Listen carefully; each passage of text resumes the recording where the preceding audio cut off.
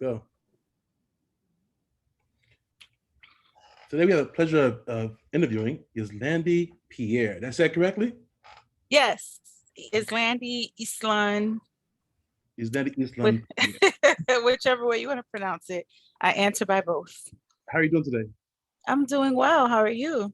Oh, I still haven't eaten yet, so I'm kind of hungry, but Oh no. okay, you're right away.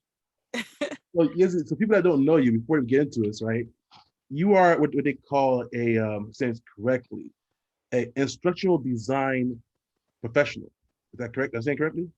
I have that in my portfolio. That's what you're currently I looking can at. do it.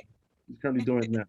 So if I met you and I wanted a instructional design person to aid my life, right? What would you do for me?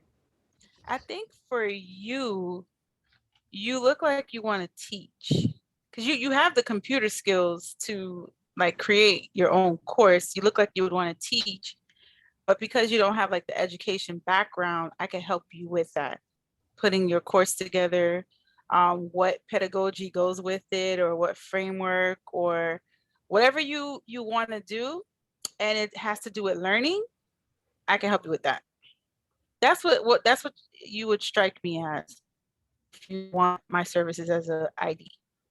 Now that's just me. So you look. Is this service geared to each individual? Is it like there's not no set schedule? Like everybody gets a street routine? Is it like everybody's different? How does it work out? Because they say It I'm depends. street. I need your help. I need a job. It depends. Most instructional designers work for educational institutions. They work for colleges, universities. You have some in the K through 12 system. You have some who are a part of the private sector. You have some who are a part of human resources. So it just depends. And you have a lot of people who freelance ID.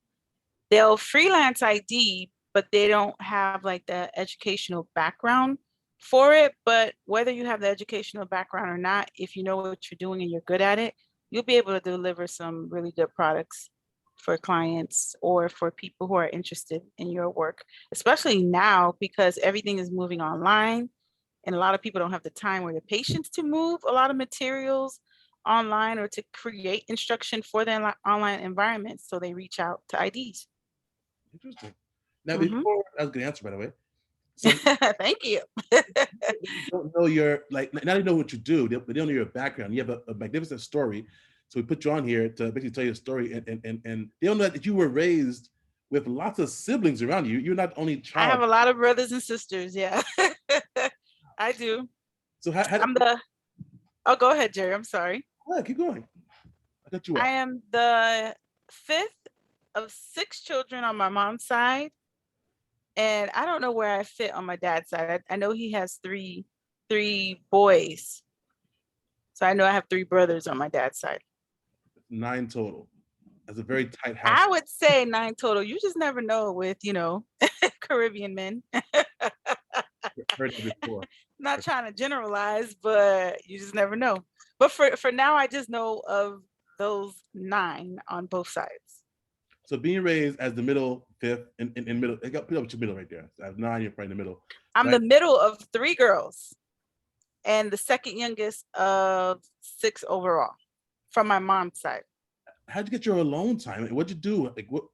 How'd There you? was no alone time. We all of us lived together at one point. I think the only time I would say it was just me, my mom, and my little sister was between probably 0 to 7 or 8. Wow. And then my mom was able to bring my siblings here to the United States, and it was a lot of people in the house. So it was more just your siblings, the people coming in and out of international. Yeah, we had like other baby daddies or other baby mamas. Not trying to generalize, but it's an interesting family dynamic in certain cultures. Everybody get along. What would you take on the house look? I'm sure that everybody has so many kids. Everybody has to take a role or a task on. What were you generally like doing? If I was like another sibling, what would you be doing right now? I would probably be reading. I read a lot in the house. I was very curious. I was very inquisitive, and I was quiet. I was a very shy, quiet, naive young woman. So I stayed to myself. Mm. Lot Mhm. in this. But I had some fun siblings. So when it was time for us to have our jam sessions, our, Uncle Al, Luke, we grew up on all that. Because my brothers and sisters range, I'm gonna use class years. They range from like class of 94 to class of 2000.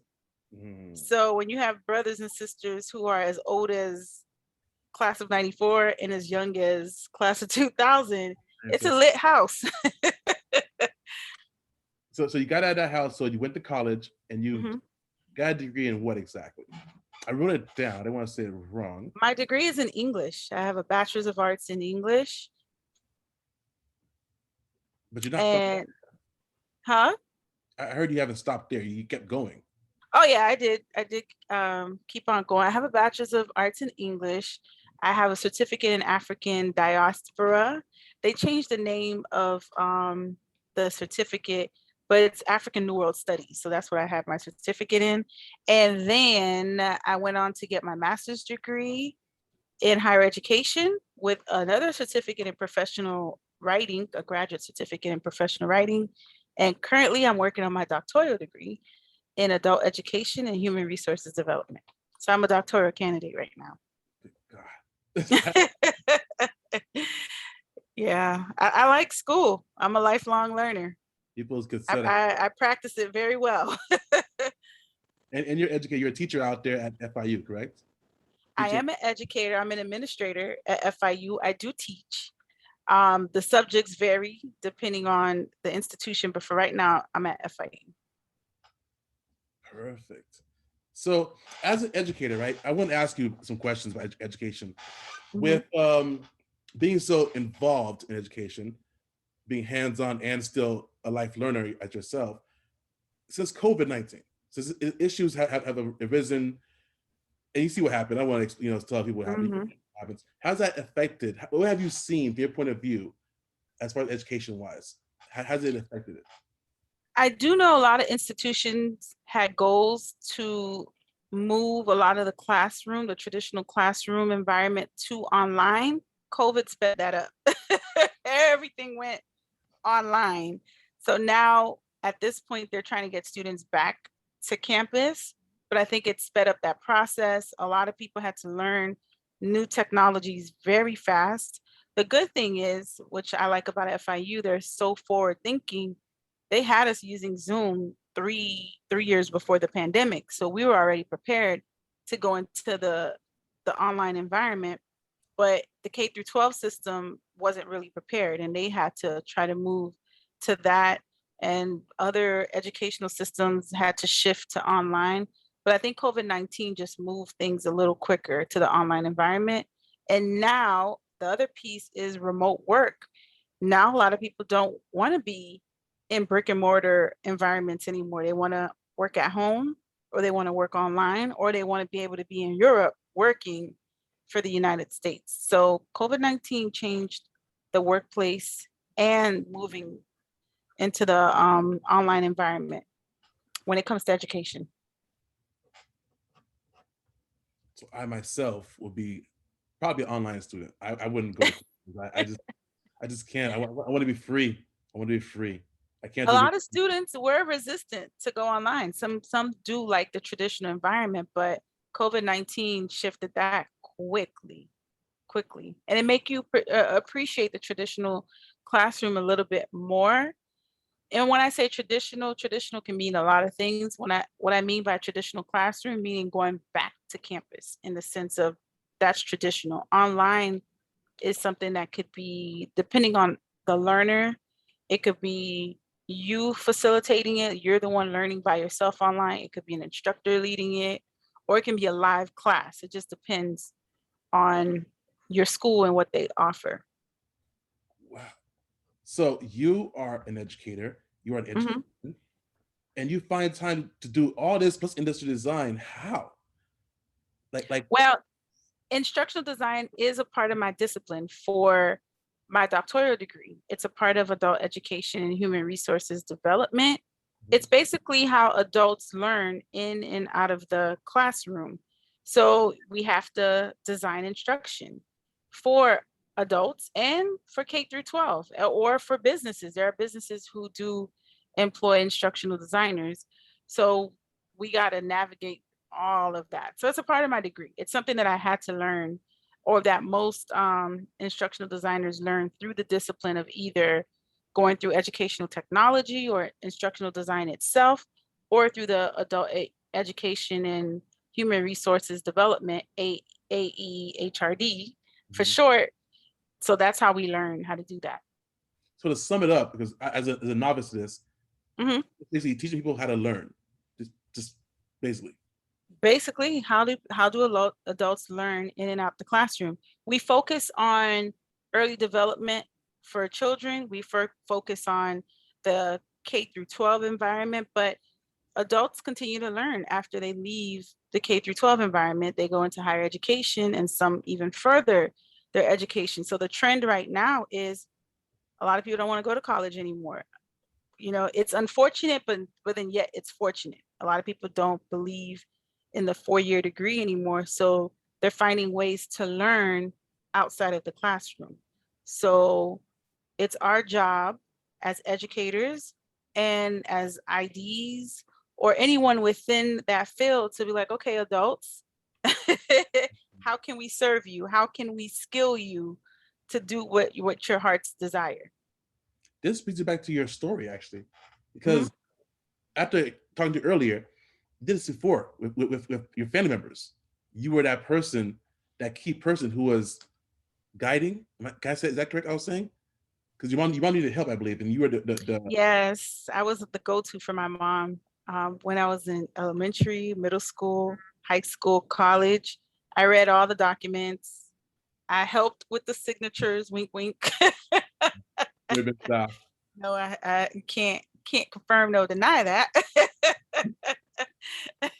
Yeah, I helped with everything because, she came from Haiti and she wasn't literate in the American English sense. So I was her eyes and ears navigating that, helping her. could that also be what pushed you to read so much? Because you had to help her? Because you said you read extensively.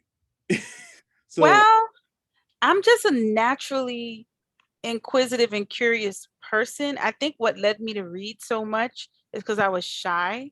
I'm still a very shy person. It takes a lot for me to open up to people or to mingle or mix.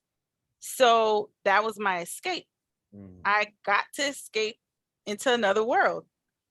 Like I was telling you about one of my favorite books, and one of the earliest books that I knew that, or book that I knew that I read cover to cover, was Charlotte's Web. So I can see myself on that farm. So from a young age, because I saw myself on that farm, any book I went into was an adventure for me, and I stayed in it.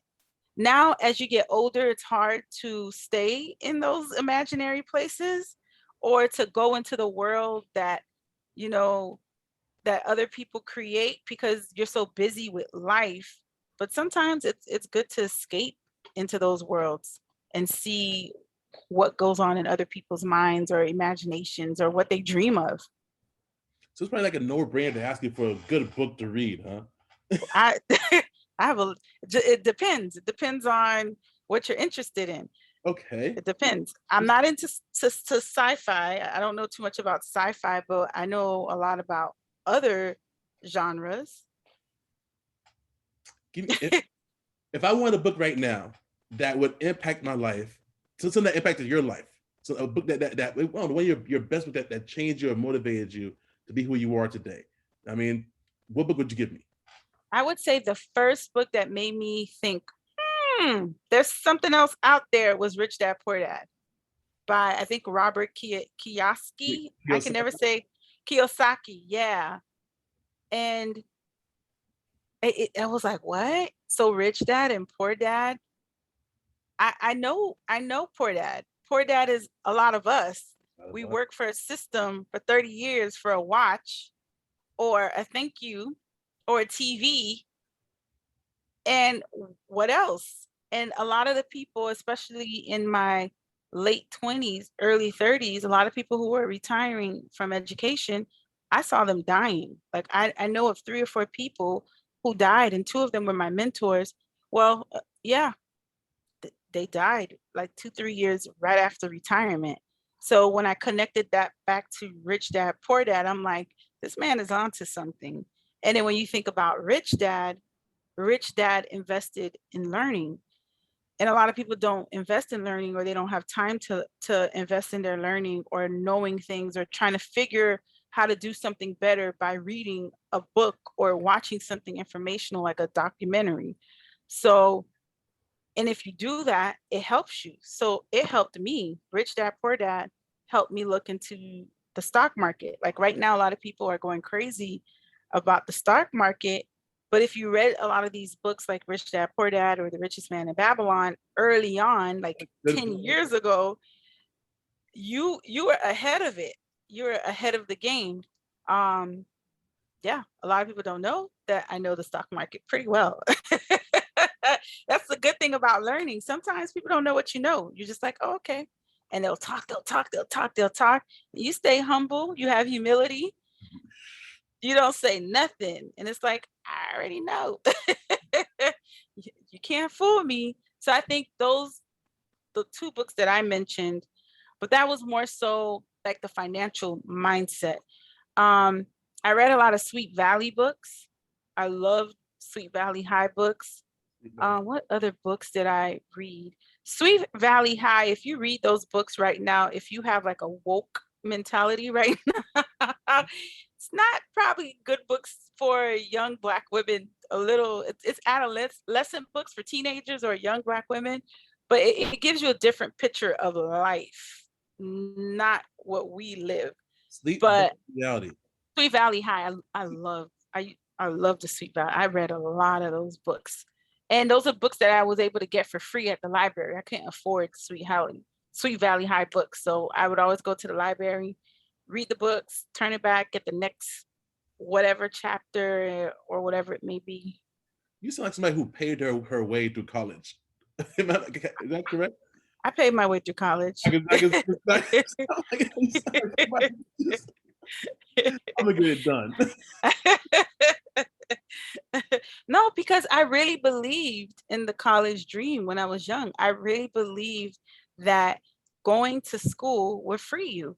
And you know what? It does. That's why I value education so much, because that's the one thing someone can't take away from you. They could take away your house, they could take away your car. So much can be taken away from you, but they cannot take away what you put inside here. You can't take that away. They could do whatever you want. And this is in stories. This is in I forgot the name. I think it was Viktor Frank. I haven't read his book. I do have it on an Audible about his experience in the Holocaust. They tortured this man. They tortured him. But he had the mind to say, okay, I know what I know. You could torture me, you could do whatever you want, but I'm going to get through this. And he was able to put that in a book to inspire so many other people. I know his story because of a lot of the documentaries that I watched, but I think it was In Search for Meaning. I think that's the name of the book. I have the book and it's on my list to read, but still something like that. They can't take it away from you. It goes with you. People should write that. That is very important. People Yeah, that's what learn. kept me going in education, knowing that you can say whatever you want to say to me. I've been through a lot in my years here on earth, and I've been through my good girl phase and I've been through my bad girl phase. And I know when I went through my bad girl phase, people came for me, but they couldn't take away my education. I got pregnant at 19. I had my baby at 20. I had people tell me I was going to be barefoot, pregnant, and on welfare. Wow. They said what they said a lot, and a lot of that came from people I went to church with, people I grew up with, from family members. Yeah, yeah. But you know what? I was a very educated woman. I still still went to school, pregnant and all. Yeah, I got it done. Got it done. Despite all of that, you can't take away my education or my learning.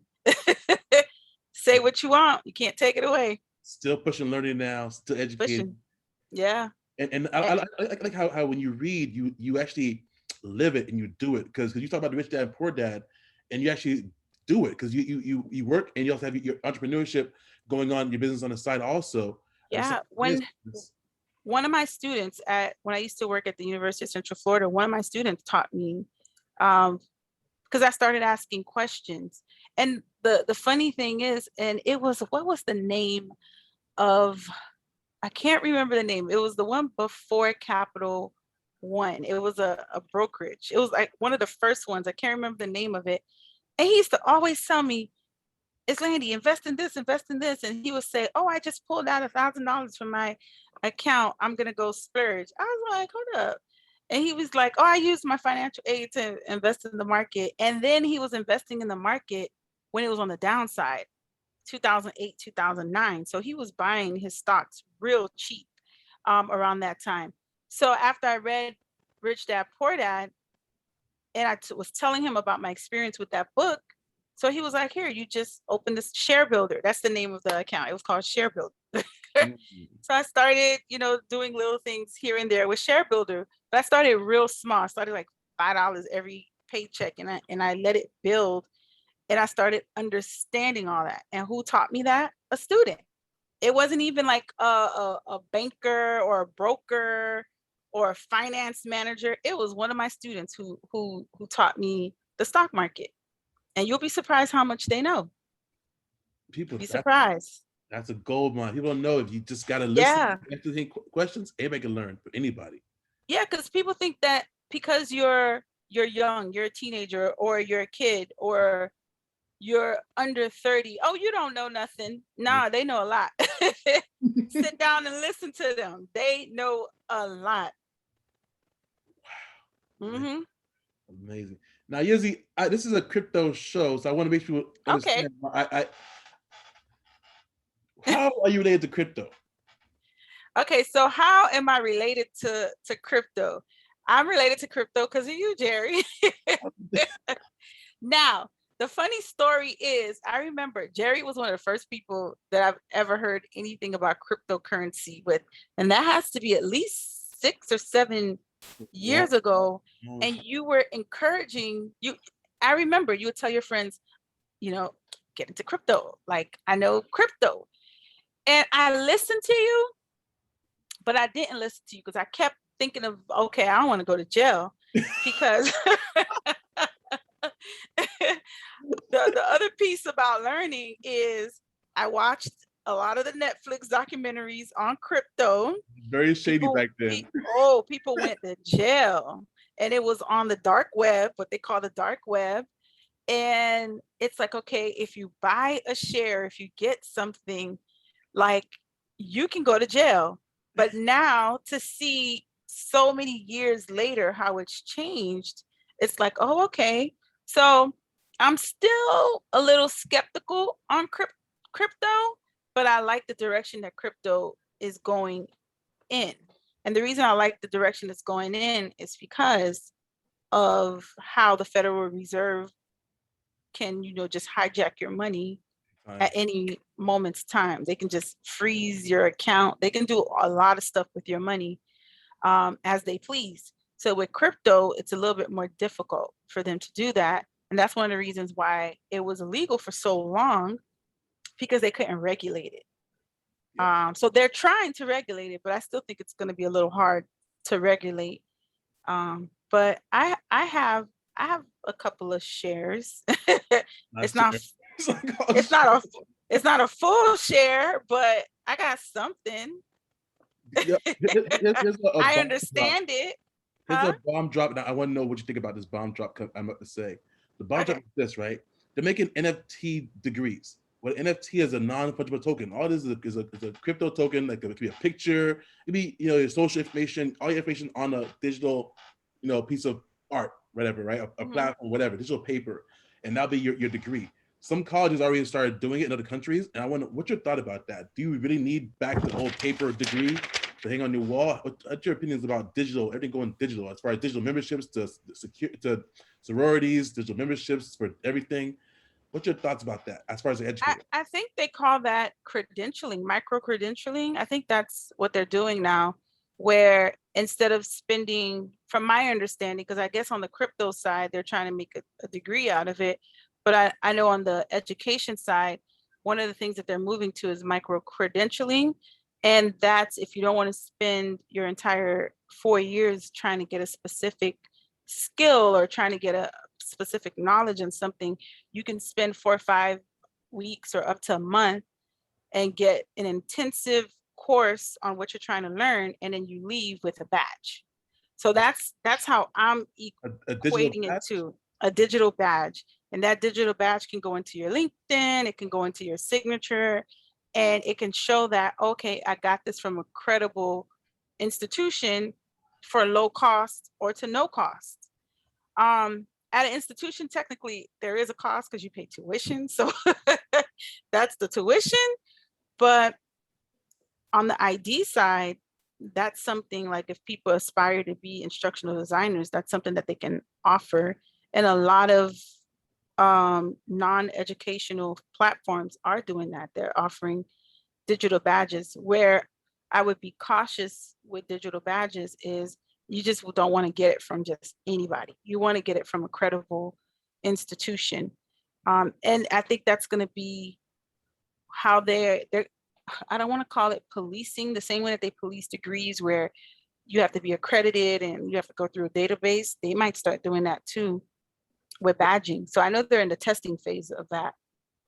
I love it. That's actually behind the scene crypto, by the way. So you know, in crypto, I did not know. Degree in crypto? they What? use the word around a lot. All these Okay. keys and said Bitcoins because it's on the same background platform. Just like the internet is based on HTTP, nerd stuff, right? In the background, Mhm, people just say I have a cell phone. They don't know what the background technology is. They don't label it. mhm. I got a cell phone. I have internet. Whatever it is internet. So making a degree digital, making it link and prove that it's from the right source by having the codes all digital. You can't we can't change it, you can't edit it. You know what I mean? Mhm. All making it crypto, it's all making it digital and all on the blockchain. You can monitorize it and verify it and such. So you call And it micro micro credentialing or micro badging. micro badging. I can look that up. Micro, I know it Mhm. badging. And usually there's a curriculum and instruction behind it, and people pay for it to do it. So now it's an open market. That's how I'm seeing it. This is just my opinion. Some people may not agree with me. It's an open market now. When I see certain platforms like Earn Your Leisure, they have the ELY University, and I see people like Tony Robbins, they have their Mastermind University, and a lot of them don't have degrees. Some of them do have degrees, but a lot of them don't. So people are creating their own schools, which I think is a great thing, because in school now there's a lot of things that are not taught. And if you see what's going on with the current political situation, they're policing certain things that you can learn, such as critical race theory. That's being policed, such as what can we share about American history that won't offend people. So in some ways, having that outside of open market for schooling is a good thing, but at the same time too, there has to be a balance, because So some people can take it way too far. this goes into my next question, and one of my Uh-huh. so as myself, right? Let's say if I want to go back to school right now, right? And Mhm. forget me. It's about people in general. Everybody who's watching this right now who doesn't know you and you're an educator, you just talked about your background, how much you know, what you do now, your credentials are all out there, proven, right? Track record is clean. So if people who are young watch this right now, think about going to school, going to college, right? What should I do with my life? But I need to educate. I need to keep learning. What advice would you give to them to keep pushing them to like the new future? Because I can't go back to the way it was before. I can't go back to sitting in a desk in the room closet because that's not even Mhm. allowed no more. If my kid gets COVID, she's kicked out of school for 10 days. She's forced to go online learning. So that's to be the norm now. You know what I mean? Mhm. It makes costs in school, online learning is there. So I'm being forced to transition to a lot of different things. So Mhm. I wasn't looking to not stop educating. I want to keep learning. What can you tell me? What can you help me out with? Not only me, everybody. Well, there's many routes that you can take. The route that I took was I didn't go to college right away. The reason I didn't go to college right away is because I had a young daughter. So I went and I got schooling. I have an insurance background. I worked for Allstate for a couple of years, so I know how to sell insurance. So getting some type of technical, some type of degree, and I would call it like a 2-year trade, is very helpful if you're the type of person that doesn't really like school or you don't want to go directly into a higher education setting, because higher education is not for everybody and everyone is not mature enough to be in higher education True. right away. Everybody's not mature enough to go into their first year of school or second year of school.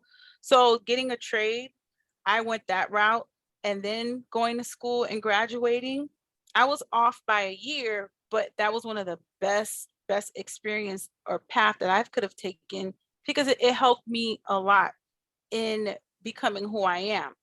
So that's one path that someone can take. And another way, vocational. I think vocational is coming back. There came a time back when we were in school, Jerry, there was a lot of vocation programs where, and I think they used to test students to see, okay, are you going to go to college or are you going to go into the vocation? And then all of a sudden that disappeared, and it was just straight college pipeline, college pipeline, college pipeline. Why the college pipeline? Money, student loans, interest rates. People were making money off of people going to college. Then there came a point where it's like, okay, are you really learning? Because we're dishing out all this money. Are you really learning? Because the workforce is saying the people who are coming out of college, they're not it. Where are the skills? So if someone who is trying to not go to college right away, I think at this moment, some of the best skills, and I'll say the top 2, is digital literacy skills and writing skills. Because writing, some of the writing I see nowadays is like, dying away. Writing is lost art. It's terrible. It's terrible. It's terrible. There are people who can write. They just haven't been taught to write, because they don't really teach writing as much anymore like they used to, huh? Typing is type. My little dog. Yeah. Type. And digital. Yeah. And when I say digital, learning Google Suites. Some people, if coding is for you, learning how to code, learning Excel. Like, do you know how much you can do with an Excel worksheet? Money. Learning Excel, learning how to speak, the art of speaking, learning how to communicate, learning how to manage and deal with people. We don't learn a lot of that in school anymore. It's just you come in, you read your book, they give you your assignments, you write your essays, you get your A or your F or your B or your C, and you go on to the next. It's a system. It's a system. I hope I answered the question. You answered the question. So I'm a big proponent of vocational education. I'm a big proponent of having some type of skill to fall back on if college doesn't work out. Now, I think people should go to college. I think you should at least get a 4-year degree, and then you decide if a master's degree or a doctoral degree is for you. I'm a doctoral candidate right now, and I could tell you, you got people with bachelor's degree who are banking, who are doing very well. You have people who don't have degrees who are doing very well. So to say that you need a doctoral degree or a master's degree to excel in any given discipline, I think that's changing. It's gonna look different in the next 20 years, because right now people are asking, what's the value in this? I'm racking up $200,000, $300,000, $400,000 in student loans to become a doctor, to become a lawyer, to become a teacher, because even as a teacher, you have that many loans, because certain programs you can't work, and you got to take out these loans to live, to have the computer, to buy super expensive books. Yes. A math or science book could cost you $200, $300, $400. And then you have parents who are middle class who have to take out student loans to educate their children because the system says you make too much money, but you really don't. Mhm. We pay taxes. The rich can afford to send their children to school. The middle class, you got to qualify, and if you don't qualify, you're gonna be in debt. Either your child or your parents will be in debt. And then the poor, they have their own situations where they always have to get checked to get some type of, to prove that they're poor, to Yeah. get funding for it. Yeah. Verify your poorness. Yeah. Yeah. When you're in the system and you really see how it works, you're like, looks like these people lied to me. We'll know more about that It part. looks like these people lied to me, but education is very important. Whether you're self-educating yourself, which is a real thing, you can self-educate yourself through YouTube University, through reading, through teaching yourself, or learning from someone outside of a formal institution, or whether you're within a formal educational setting. So Izzy, after hearing all this, right? How can I find you? If I wanted to, I don't get your too much personal. We can get out Instagram. We have. If I wanted to find somebody to help me out in education, to guide me, to build me out of my company, so to have a pamphlet for my workers to learn, or myself. If I wanted to I'm making more educational videos, I'm gonna put it onto an NFT platform and people access to my, put a thing in the background, right? How can they find you, reach out to you, and get a hold of you? How can they find me? Okay, so this is one of the reasons I'm happy I did this interview, Jerry, because you know me for a long time. And a lot of people have told me that I have talents and gifts that I don't really put out there or whatever. So thank you so much for this opportunity to talk about it, and using your platform to do this. I'm so proud of you. I'm so proud that you're doing this. And how can you find me? I have a couple of Instagram pages, but I'll give you the two that has to do with my instructional design, and the one that has to do with a business that I had a couple of years ago. I still have it. I just haven't been working on it because I've been working on my doctoral degree. So you can find me on Yselande Pierre. I love events. It's one of my passions that I know how to do very well, and that I teach too sometimes. So it's Events a la Pierre. It's EBENTS A-L-A Pierre, my last name, Pierre. So that's the event, my event side, my super creative side. And then there's Boss Lady Business Group. And Boss Lady Business Group is what I have my instructional design in.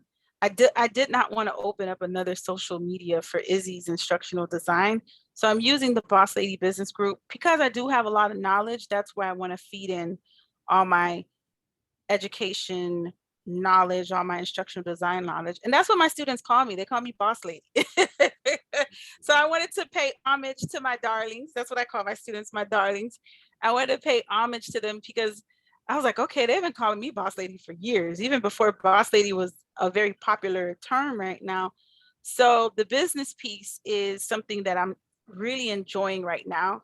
I don't think I can teach business because I feel like I'm not where I am with the business to teach business, but I know business. I know it and I can do it. Huh?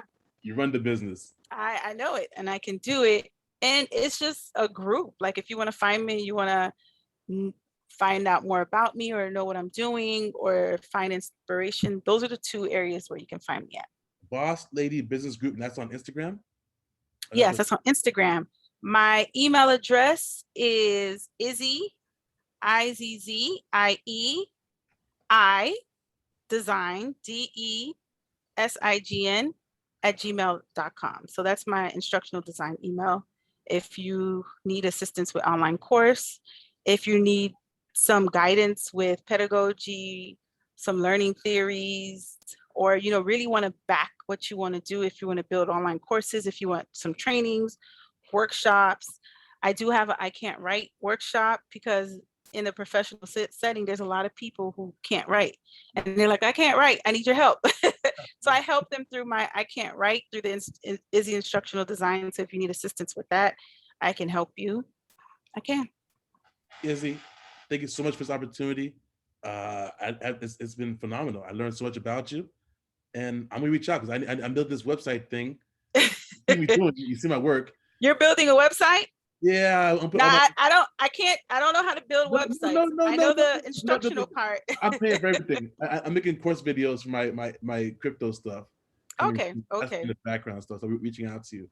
Yeah, But if you need a framework on how to teach that crypto, I got you, Jerry. you do. I know you Yeah, do. because you know there's different levels that people learn in.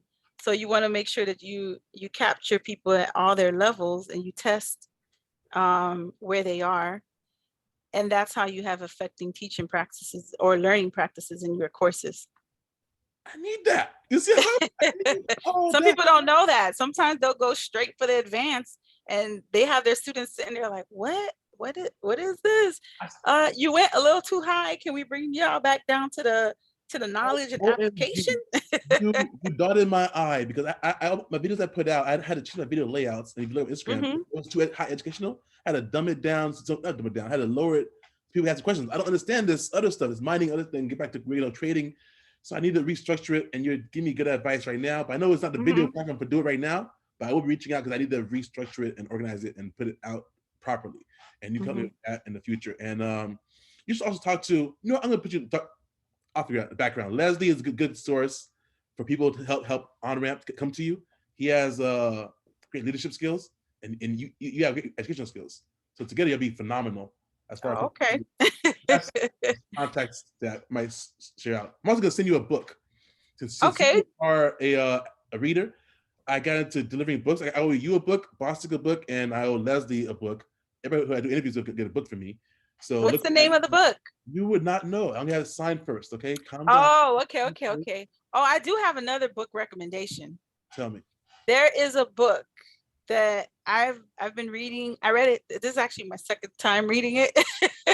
Right, very important. Unfortunately, if I really like it, I'll read it twice. Good. I listened to it on Audible, and then I'm rereading it. I have it on Audible, and because I got to touch a book. I love the feel of a book. You see, my background is a library. The Power of Intention by Wayne Dyer. Man, it will change your whole outlook on life. I thought Utopia was my favorite book, but nah, it got replaced by The Power of Attention by Wayne Dyer. It's deep. It's very deep. What about the island, right? The island and the people and building society. That was Utopia. Very good book. Yeah. This is better than that. Your perfect society. Yeah, it's better than that. You want to know why? Especially if you go through something real deep in your life, it helps you. It's about ego and setting intention and believing that you can operate out of beauty, you can operate out of kindness, you can operate out of abundance, you can operate out of like whatever your heart's desires without being afraid, without having your ego in the mix of it. So I would not have gotten on camera with you, Jerry, if this was last year, because I was always afraid to put myself out there. I was always afraid to be criticized. I was always afraid for people to be like, oh, she don't know what the hell she's talking about. Oh, excuse my French, for hell. I was always afraid. And then you operate out of fear for so long. And 1 year turns into 10 years. Yes. And 10 years turn into 20. And you look back on your life, you're like, dang, I could have did this. I could have did this when I knew about it and when I read about it. So one of the key points that I took from that book is not living an ordinary life, living an extraordinary life. So moving forward, I'm at an age right now where anything that I do moving forward is going to be extraordinary. And if it ain't extraordinary, I ain't doing it. That's it. It's as simple as that.